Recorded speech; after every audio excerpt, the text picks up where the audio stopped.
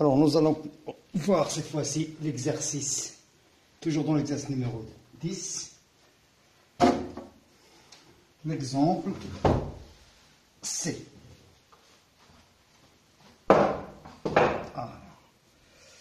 Alors l'exemple C, donc dans l'exemple C, qu'est-ce qu'on vous dit? On vous dit tout simplement que vous avez un composé acide carboxylique, l'acide cyclobutane carboxylique, contrait par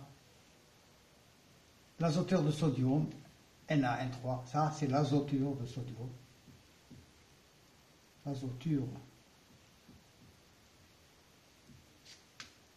de sodium.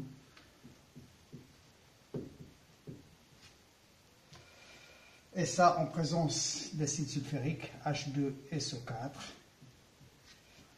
Et que ça, c'est premièrement. Deuxièmement, on traite par NaOH. Et on obtient un produit, on vous demande ce que c'est. Alors, donc, ce composé-là, traité par l'azoture de sodium, donc l'azoture de sodium va provoquer, bien sûr, l'électrophilie de l'acide benzoïque, de l'acide cyclobutane carboxylique. Donc, il va y avoir protonation de l'acide, H. Donc là, vous avez Na, N3 qui va être transformé en acide azoteux, N3. Donc vous allez avoir succianonucléophile ici.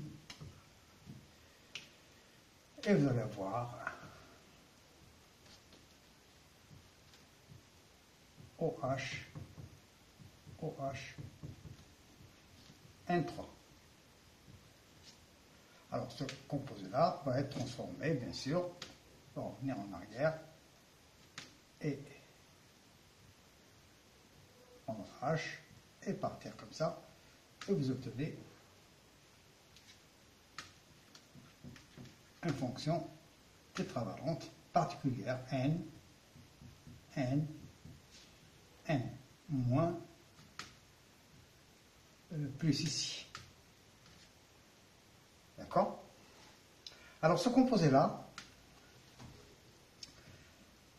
est mis en présence, bien sûr, dans de l'eau, hein, parce que vous avez de l'acide, il va se transformer tout simplement en composé de ce type. Donc vous aurez ON moins N et plus ici. D'accord? Alors, ce composé-là va subir en présence de la soude,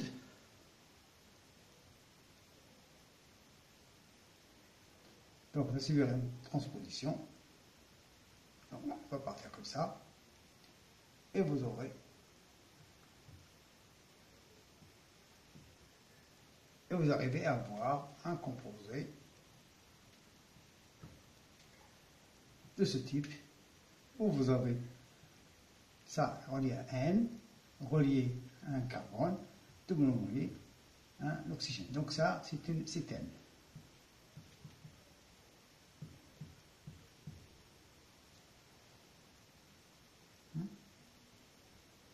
Donc c'est une céténimine, hein, à vrai dire. Alors ça, en présence de NaOH,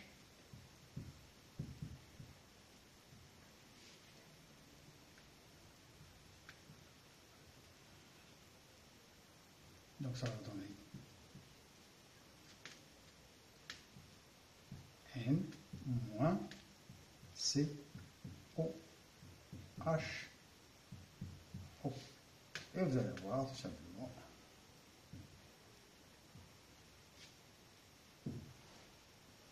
et vous allez finalement avoir le composé que je vais laisser ici, N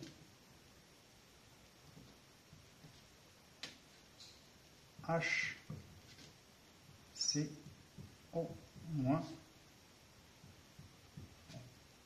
Alors ce composé-là va subir tout simplement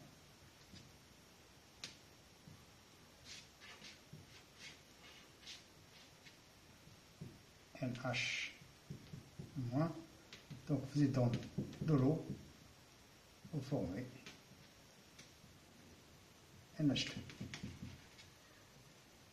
Donc là, la particularité de cette réaction, c'est une réaction toute particulière, hein, bien entendu, parce que vous partez d'un acide carboxylique et vous le transformez en amine, et vous gardez le radical. Donc c'est une perte d'un carbone et passage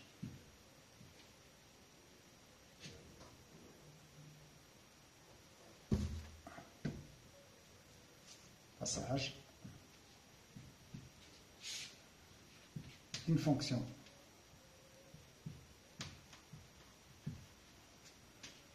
carboxylique à une amine. D'accord? Donc ça, c'est la transposition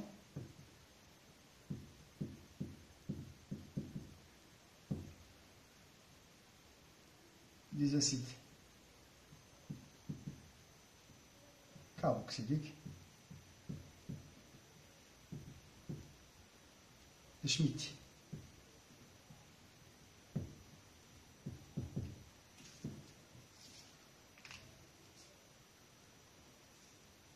D'accord?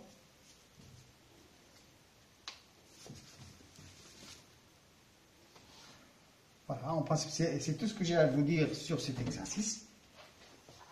Donc, c'est passage d'une fonction acide carboxylique à une fonction amine